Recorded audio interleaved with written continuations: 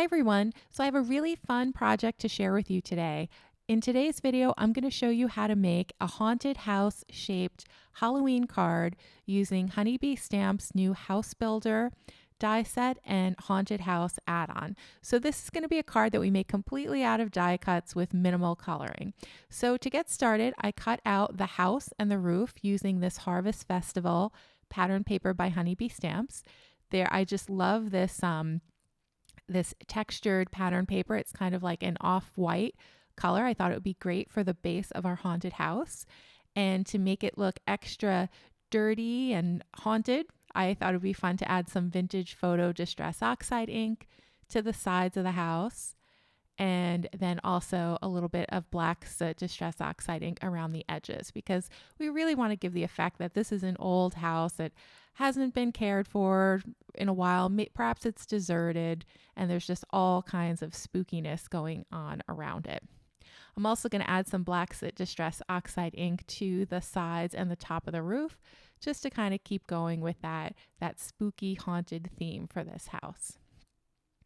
Next, I'm going to take my Distress Oxide ink in black soot and put it on an acrylic block and then add some water.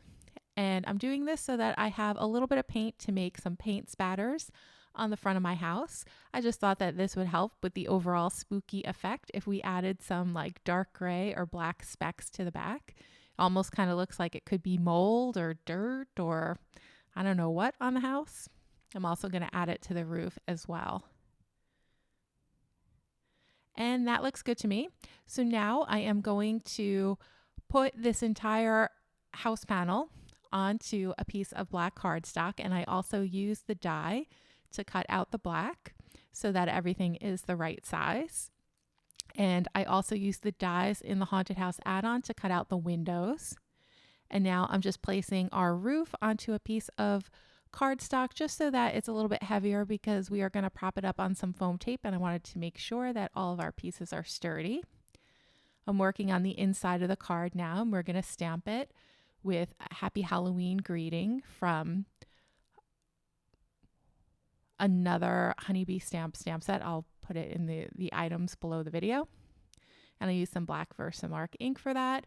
And now this is so cool. So Honeybee Stamps includes this little piece that you can die cut if you want to make a haunted house shaped card. So if you want to make a haunted house shaped card, what you do is you would cut out 2 extra haunted house bases and then this die cut.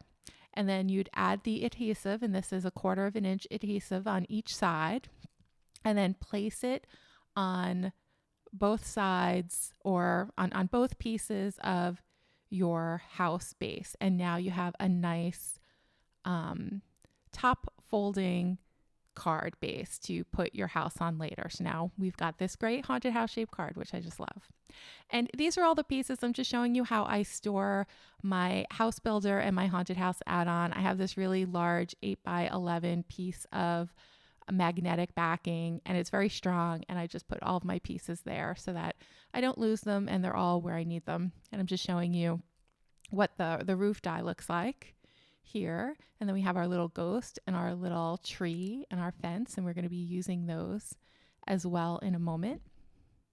So I cut all of our little die cut decorations out off camera just to save some time, and now I'm just gonna spice them up a little bit. So with this tree, I'm just taking some of the Distress Oxide inks that we used on the house earlier to add a little bit of shadowing on the tree.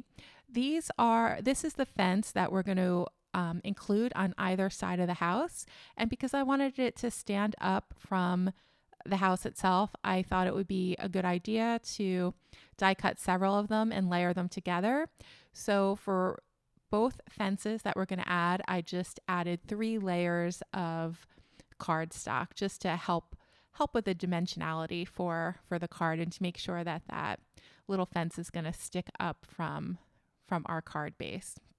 So I'm just using some tape runner for this. You could also use liquid adhesive if that's what you're more comfortable with. It would probably be neater to use the liquid adhesive. I find I get all little nuggets of glue when I use my tape runner, but I do love it so much because it is fast. Now I'm going to work on this little top window on our haunted house, And I just added my shading the same way we did with the base of the house. And now I'm going to attach our window to the back piece. And I thought for the roof, it would be nice to have it just all black. So I used some black cardstock for that.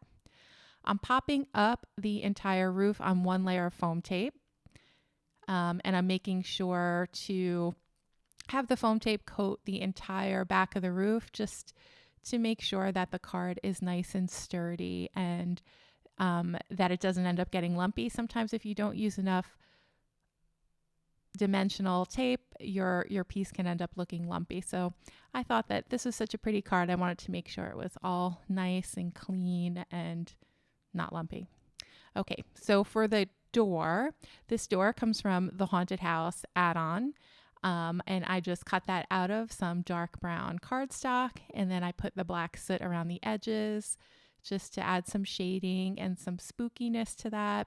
And then I'm just going to attach it in the center right in between those windows.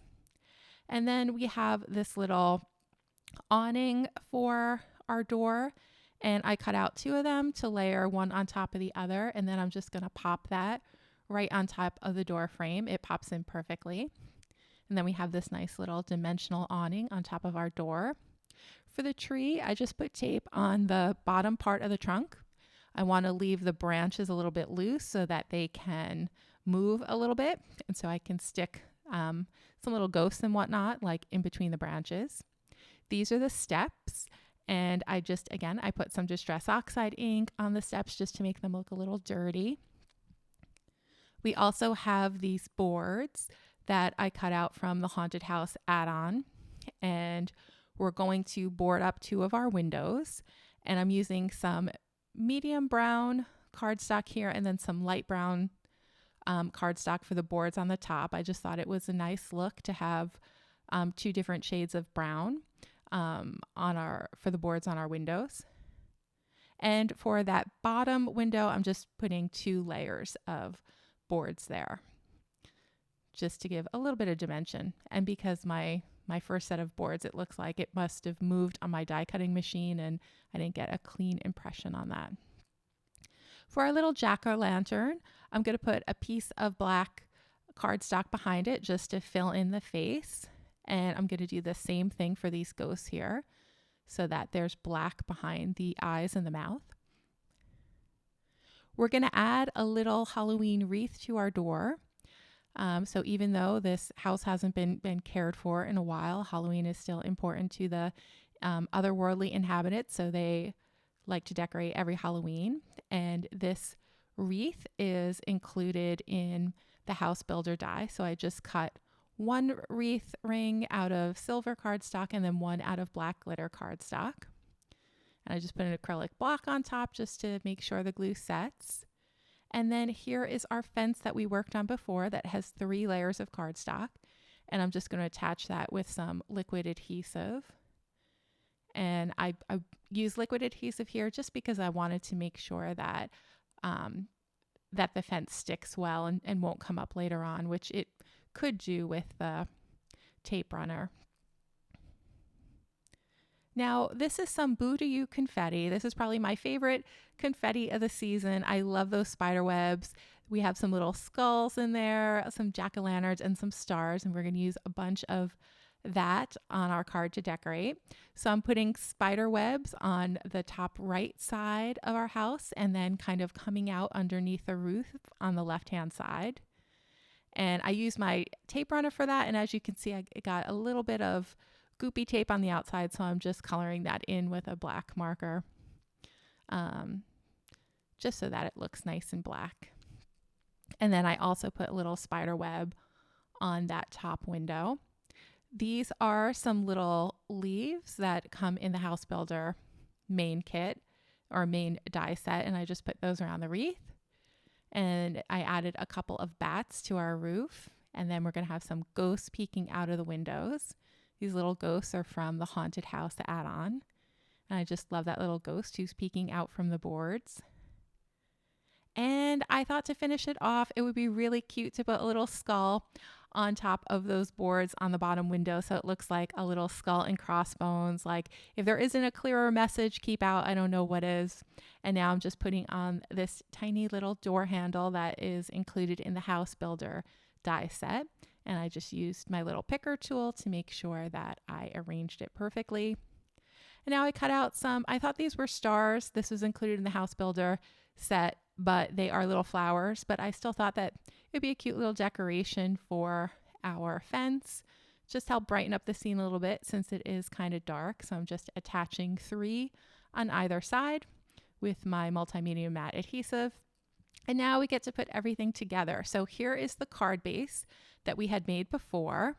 And now I'm just going to attach our house right on top of that. And as you can see, everything fits perfectly. And so there is our Halloween card. So it says Happy Halloween on the inside. And on the outside, we have this adorable haunted house. And for one last finishing touch, I'm just going to take some liquid mercury Nuvo drops and just fill in the little bolts on the board. So it looks like there are nails kind of sticking out of the ends of the boards. And that is going to do it. So that is my card for today, everyone. I hope you enjoyed this video, and I really hope you give this project a try. It's so much fun. I will even show you another version that I had made off screen using also some other pattern paper in the Honeybee Stamps Harvest Festival pattern paper. And that is this version right here. And I just love that that pattern paper that makes up the house. It just looks like an old stone building that's kind of moldy, kind of old, and I think it just works perfectly.